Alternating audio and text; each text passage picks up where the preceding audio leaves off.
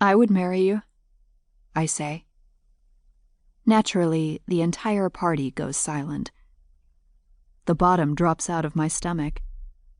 What used to be pleasant, cooling condensation on my glass suddenly becomes lube levels of slickness. I could drop my wine at any moment.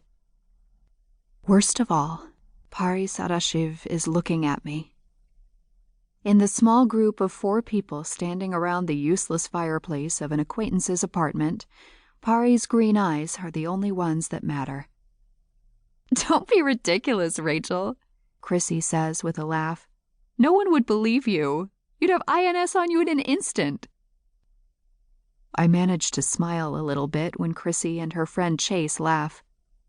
Pari doesn't look away from me, though. "It's not INS anymore, since the Department of Homeland Security took over. But why is it so unbelievable?" Pari's mouth tips into a tiny smile. "I'll have you know my Amma would be happy if I married anyone at this point. She doesn't even know I want to give up my H-1B visa just to be independently employed. If she knew that, she'd find the first breathing person who'd marry me." Chrissy grins. "It's Rachel. She's not gay." "Weren't you dating that one guy who ran that club?" Chase helpfully offers. My cheeks are flaming hot. Chrissy is talking about me as if I'm not even here, or as if I'm a child. Not like Chrissy would allow children in her ultra-modern apartment. They might try to color on the begging for it matte gray walls. Why am I here, for that matter? It's not as if I'm actually friends with Chrissy. We went to film school together, though she had her daddy's money funding her.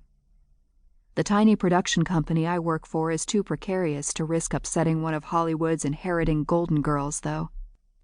Showing up to her birthday party is mandatory if I don't want to feel a knife in my back sometime in the next year. She's that sort of girl. She could be bisexual, Pari says calmly. "They aren't required to wear signs any longer." I narrow my eyes. Had she just subtly compared our host to a Nazi? Not that it's undeserved, but Chrissy's usual guests aren't often so willing to throw shade. Chrissy giggles. "That's so true.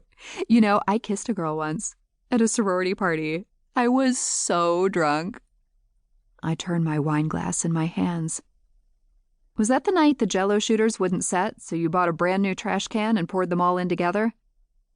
"Wasn't college the best?" Chrissy sighs. "Well, no. That isn't what I meant.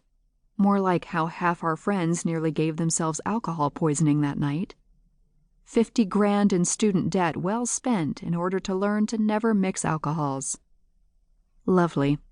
Glad I tossed away my time on that." It worked for Chrissy, at least.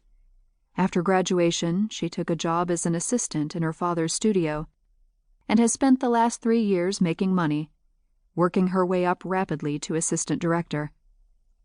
I stupidly went on to grad school to tack another 20 grand on my debt, leaving me too skilled to be entry-level. Who's the smart one now?